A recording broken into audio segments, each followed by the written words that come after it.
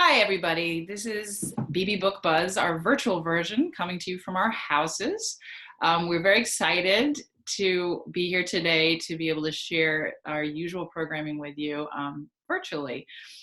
We will be available on our YouTube channel and on our website. Our YouTube channel is just Beebe Library. Just search YouTube Beebe Library and you'll find us. And this will be posted there very soon, along with a lot of other programming.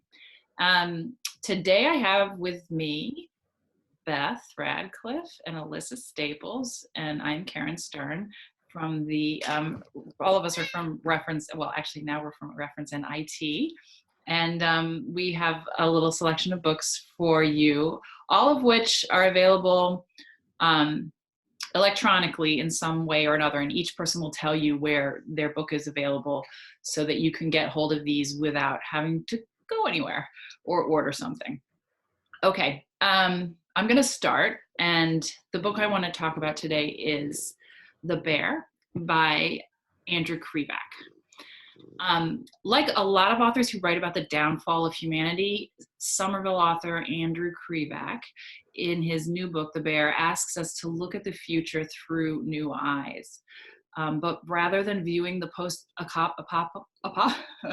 try to say that 3 times fast, the post-apocalypse world as some kind of bleak, ravaged, dog-eat-dog kind of Mad Max world or something from Cormac McCarthy,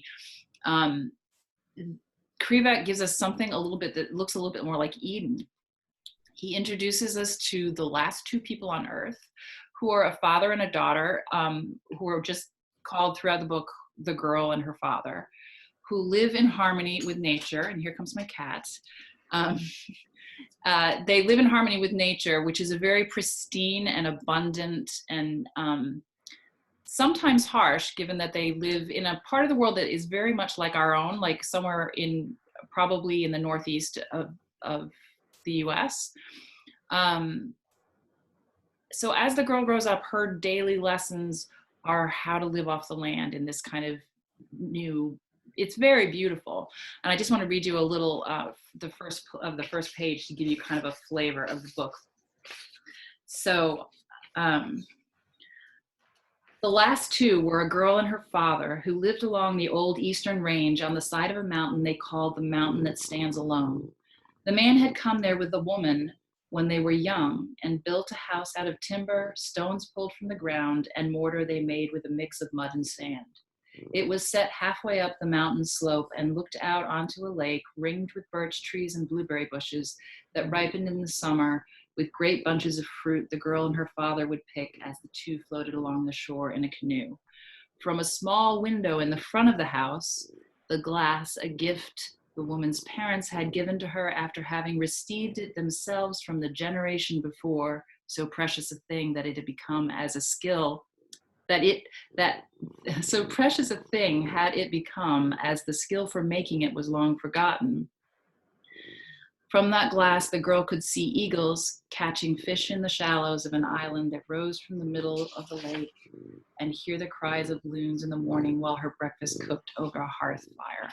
So I wanted to read that because it gives you this sense of not only the setting itself, but of the tone and the feel of the book. One of the things that I most appreciated about it is, and it was found appealing about this, was that this kind of quietly comforting atmosphere that tone gives you. Yeah, it doesn't sound like a post-apocalyptic book at all. Reading that, besides the last 2 comment, it sounds like an idyllic beautiful story of family. Yeah, and that is certainly, even though it's a survival tale, because it really is, and honestly, this is a survival tale where the content is as harrowing, there's my word, harrowing, is as harrowing as The Martian, something like Andy Weir wrote. It's more, there's a lot that goes on, but at the same time, the feel of the book is more like an old fable or a myth or a tale it's sort of a tale that's told to be both instructional and comforting. It's like almost like a meditation on the connection that we these days have largely lost with the world, with the natural world. So there's a lot of details here for survival in unforgiving settings. So if you like that kind of book, if you like The Martian because it taught you things about, the scientific aspect, all that sort of thing, then you might like this book for similar reasons. If you only had this on a camping trip that went wrong, you really wouldn't do too badly out of it, honestly. It's that detailed in some ways. So it's both adventure. That didn't lag it, the pace, that didn't make the pace lag? Well, it's so funny. It's a very small book. Like look at it. It's small and it's thin. It's only 220 pages and it's a small format. I don't know if you can tell, but so you have to like that kind of stuff. It's definitely full of that kind of stuff. It's part of the weave of the story. I'm just gonna grab her.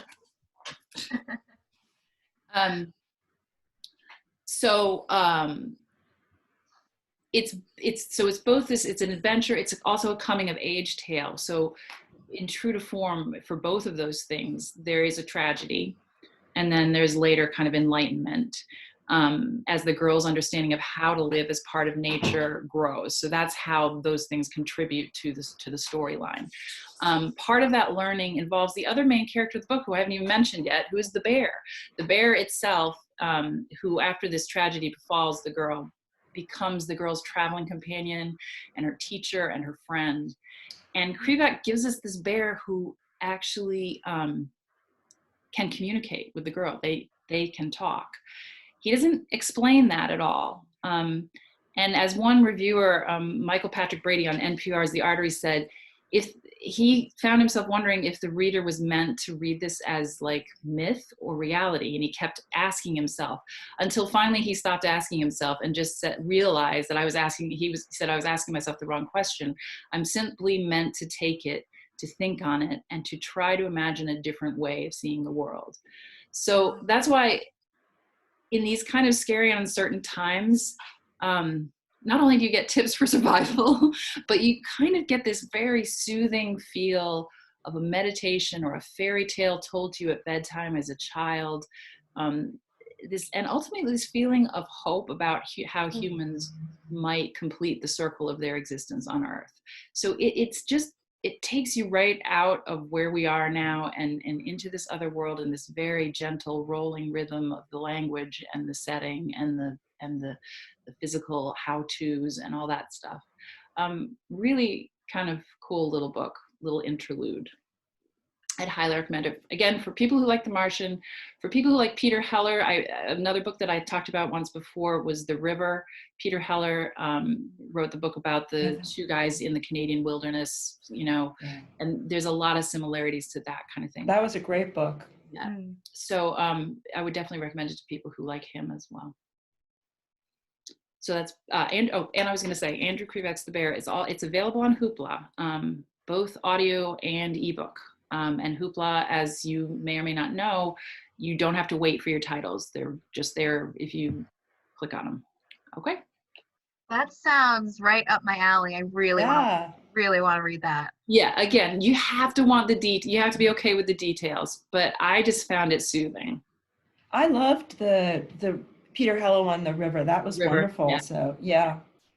And I love a good post-apocalyptic. And if it doesn't make me cry, that's even better. I don't think it'll make you cry in a couple spots, but not. Well, I can take a good cry. Yeah. I just don't want a despondent feeling afterwards. It's not because it's not so much about character, it's not a book. I wouldn't call it a book for people who read for character exactly. Okay. That's different for me, but it still pulled me along, and I can't get over the atmosphere of it. That just is what held me, really. Anyway, who's next? That's great. I am. So I don't have the physical book, but I have it is a physical book, I guess. I have the audiobook. I did not have the hardback. And the book is The Weight of Ink by Rachel Kadish. It's two parallel narratives that anchor the story. There's the one that's Esther Velasquez. She's a Portuguese Jew living in 1660s London. And then the second narrative, it takes place in nowadays in London.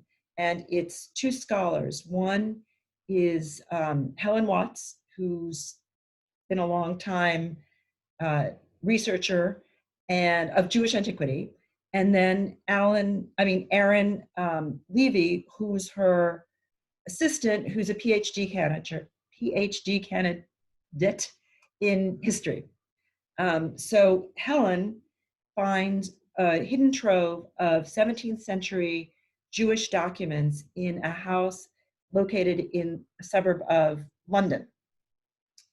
And she figures out that they're letters, mostly letters from a blind rabbi, and that they were scribed because he's blind, so he had a scribe, and that the scribe was a woman, which was unheard of in those times. The scribe is Esther Velasquez, and she is the second woman from the parallel time period. Parallel narrative, I guess. She's an orphan, and she has been taken in by the rabbi into his small household. Her brother is actually supposed to be the scribe, but for various reasons, it doesn't pan out. So she becomes his scribe, and she loves learning. She loves the life of the mind, but she faces pressure to enter into a marriage where she would not be able to continue doing that. Right. So both of those women's stories are of discovery and of choices and sacrifice that the women must make in order to reconcile their lives of the heart and the mind. And the author, Rachel Kadish, she breathes life into these characters and their times. She did a ton of research. If she was going to do a scene of them eating at their house, she researched what the table manners would be like, what the utensils they used would be like, what they might have eaten. Everything. Is she really did an incredible amount of research. Amazing. And isn't it? And she and that really brings it to life by doing all that with the care.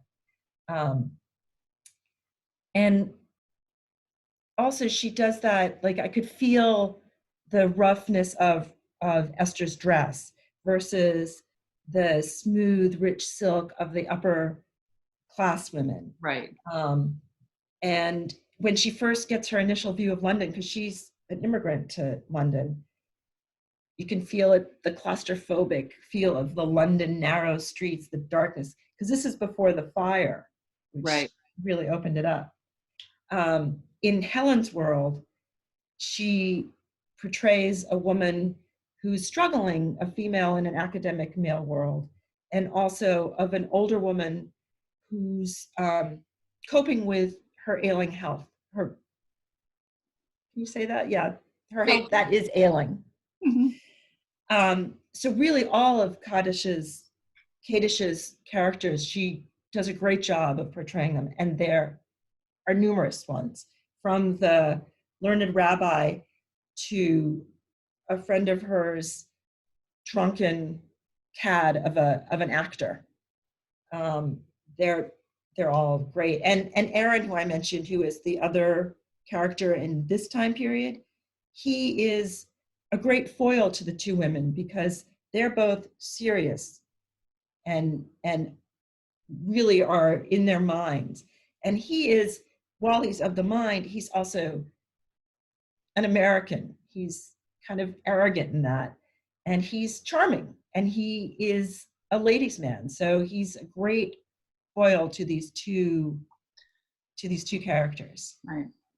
So it sounds like you got history and incredible descriptions. You've got character. Is there some humor in there too? Well, Aaron provides the humor. I don't think there's a lot of humor, but he does provide that. You know, you're saying about the history. She goes into philosophy because, well, she goes into philosophy, into Judaism, into Christianity. These are women of the mind. Right. She goes into interfaith marriage. She goes into the existence of God. She goes into homosexuality. She goes into the fire of London that we just mentioned. She goes into the plague. And then she also has this little bit where she's in a kibbutz. One of them is in a kibbutz when Israel just started forming. And she does a great job of portraying that as well. So it's very diverse. Yeah. It's world. And also it sounds like there's like parallel experiences of sexism for both of the women too. So it's even like 400 years apart from one another, they're both experiencing the same levels of like, well, you shouldn't be so cerebral, you're a woman, why are you wasting your time? Exactly. So, yeah, exactly, you got that exactly. And Aaron doesn't totally get it, even though he's from our century, he doesn't totally get it. So there's a nice arc of his learning, because he really does learn and grow. And in terms of the philosophy, I don't want it to put people off. Kadish is not a philosopher, and part of her research was learning all this philosophy. And she says she didn't come naturally to it. And I don't come naturally to philosophy. Nope. And she's able to explain it, to lay it out there so that me as a non-philosopher could really understand it. And does she weave it into the tale? Does she make it? She does. Yes. That's how philosophy comes to life. Yes, I think you're absolutely right. And with the characters doing it, it's it's in a way I could manage through those characters. So yeah, I agree. And I should mention that it is over 550 pages. Oh, I was wondering how she fit all of that in exactly. So at that length and with those topics, she does an excellent job. I was not stagnating, I didn't whiz through it, but I did really pass through it. And I listened to it, which I think has its pluses and minuses. It's so in-depth that sometimes I like to read those things, but I think it was a great listen. It sounds like a great escape for this time. I mean, sounds like something you can really immerse yourself in. Well, exactly. I mean, now with most of us being stuck at home and being not having a lot to do with our times, 550 pages, so what? It doesn't seem so long anymore, does it? Exactly. It just feels like a great escape. Yeah, and the her writing, it varies for the time periods. So with Aaron, it might be very, hey guys, he's talking. Right. Whereas when Rachel is doing, when Esther is writing as a scribe for the rabbi, it's very formal, very flowery. And when she's writing as herself, she's still formal, not saying, hey guys, but it's language of that time. So she does that wonderfully too. And I wanted to read you just a couple of lines, a couple of sentences. This is from Helen. In her younger days, she might have ventured out, hoping against reason for warmth. Hope against reason. An opiate she'd long abandoned. So that just gives you a little feel. And it also, I think, gives you a feel for, it's not that easy to hear that. You can really delve into it more if you read it. So that's just, again, an explanation of why you might want to choose one over the other.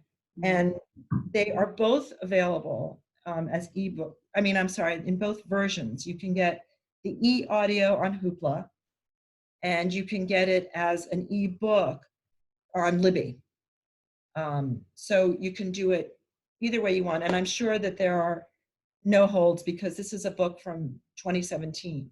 So Kadish has said, she has commented that any good story, no matter what the setting, should leave a reader feeling that she has been touched deeply by the lives of strangers and maybe even changed in that experience, inclined to see the world differently and more deeply. And I feel like she has really accomplished that in this book. Sounds like it. That's so beautiful. That's exactly why we love reading so much. Yeah. Why fiction is so important. Yeah.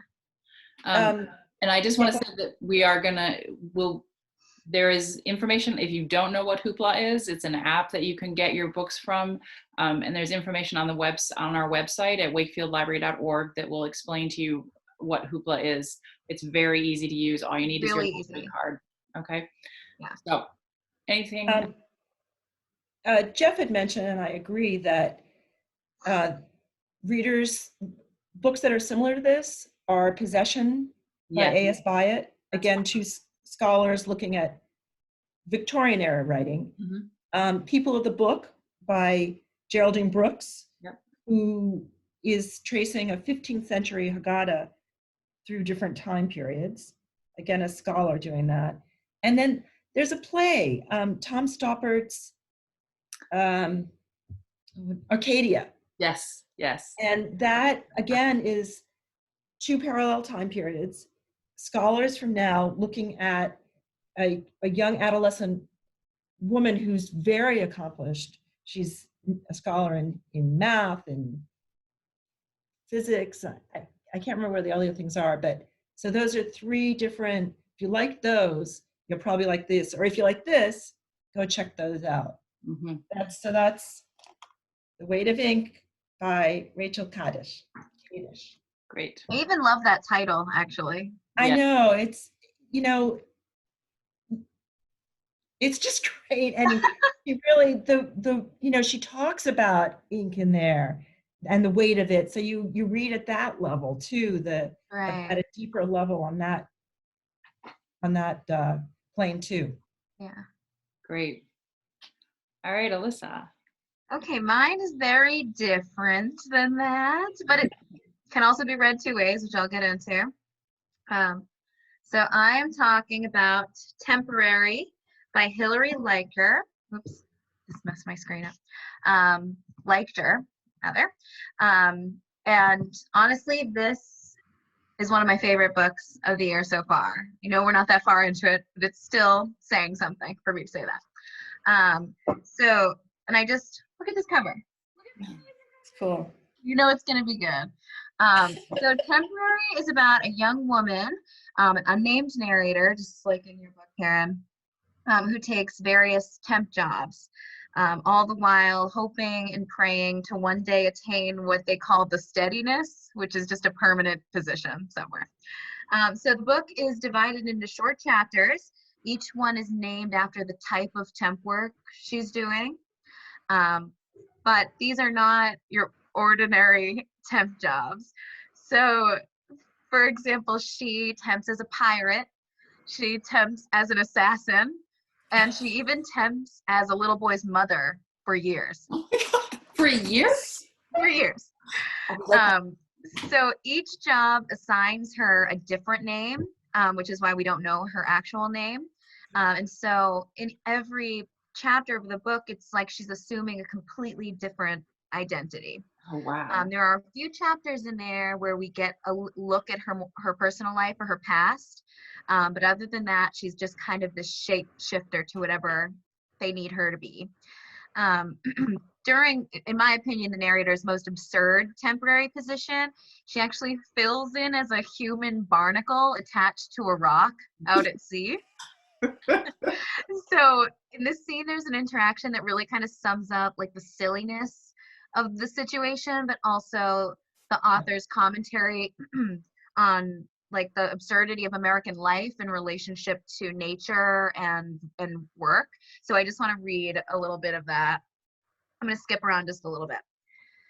So she ends up out on the rock and she says, "Who are you? Where am I?" "You're on our rock, sweetie. You've been enlisted as a human barnacle by the Wildlife Preservation Initiative, remember? My rock neighbor is an older woman with shells cluttering her hair. She notices me noticing her shells. I'm Barnacle Betty, but you can call me Joan. I'm trying to build a convincing crust." Her shells extend through her braids, down her arms, and over her sandy, pruny hands, one of which encloses my palm in a delicate, crumbling carapace. We're filling in for species on the brink of extinction, says the man next to Barnacle Betty, or rather Joan. Coastal degradation, he adds. It's the least we can do, says Barnacle Toby, who in his former life was known as Harold.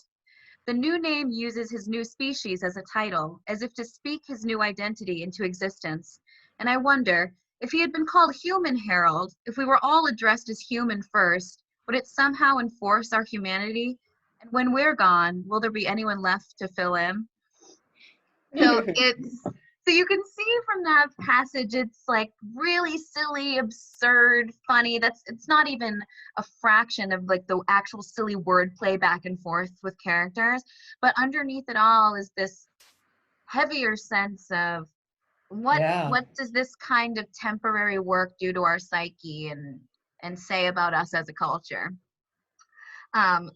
One read-alike I couldn't get out of my head during the reading of this book was Catch-22 by Joseph Heller. So just like in Catch-22, there's tons of silly wordplay, and everything's kind of hyperbole, absurdity that makes you laugh on every page. But just like how Catch-22 satirizes kind of the grotesquerie of war, there's a hidden depth underneath the silliness here that's offering like a powerful critique on capitalism, essentially. So I think there's two ways to read this book. The first way to read it, and it's kind of what I did because it's what I needed, was to stay on the surface of the book. Just kind of giggle, let yourself laugh at her amazingly creative mind and her hilarious dialogue and bizarro scenarios. But if you prefer to go the deeper route, if that's what you're feeling, you can definitely focus on Leichter's opinions on modern American work culture and, this like massive societal pressure to have a career, to make money, as if that is what gives you dignity and not just being a human being, which should be enough. So yeah, though I'm getting a little serious about it, I really want to say, like, I laughed. It was the only thing making me smile in the past week, honestly. It offers us like an insight into like the invisible jobs of our country. It's also a world very unlike ours, clearly, like where humans are barnacles, but at the same time, it really resonates with our actual reality on this like subconscious level. But yeah, it's completely hilarious. If you want to escape the horror of our actual reality right now, highly recommended.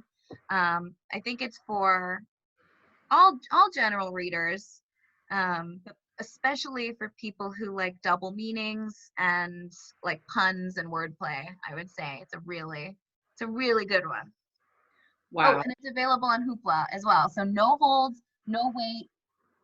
Definitely just get onto Hoopla and check it out. Trust me. Yeah, Hoopla is absolutely your friend.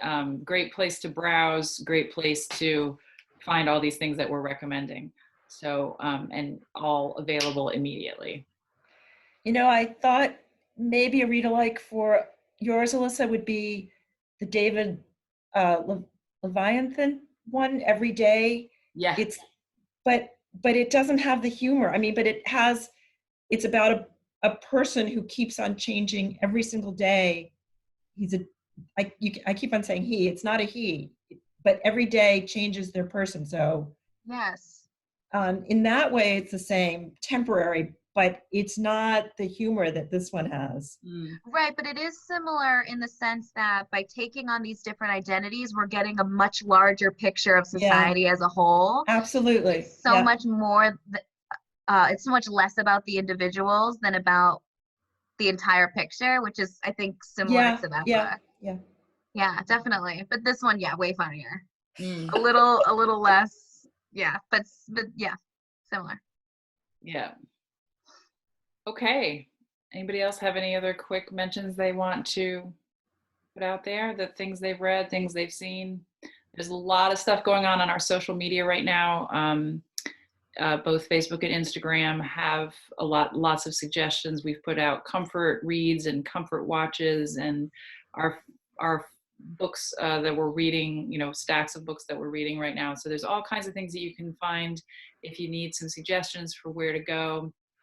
And we will be back probably more frequently. We may be doing these more like twice a month instead of once a month. So we'll be back again fairly soon with Beebe Book Buzz. And we hope that you will again look for all of our programming on our YouTube channel and on our website. That's wakefieldlibrary.org is the website, and Beebe Library is what you search for when you're looking on YouTube. That's B-E-B-E Library, all one word, because a lot of people don't know how to spell Beebe. So we look forward to seeing you again in a couple of weeks. Look out also for our Beebe Flicks, which is coming with Jeff and Bridget, thank you. Blank mind. Jeff and Bridget will be doing some stuff on movies as well coming up, so look out for that. But until next time, this has been Beebe Book Buzz. Thanks for watching. Bye. Bye. Bye.